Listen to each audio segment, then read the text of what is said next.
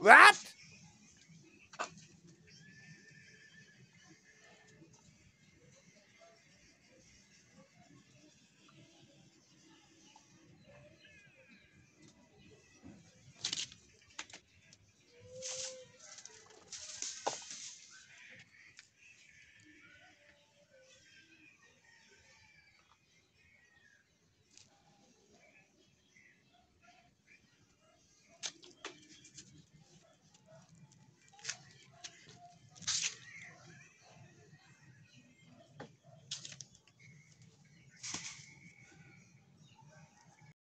Yan po si Mulat.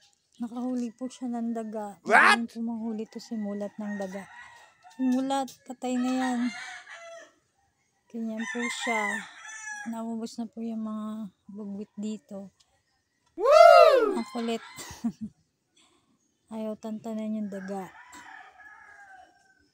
Siya po yung pinakamagaling manghuli ng daga dito. Wow! Mabilis, maliksi po ito si Mulat eh. Sigar po ano siya parang pinong kumilos.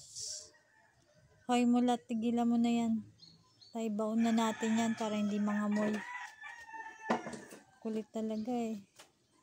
Yan po.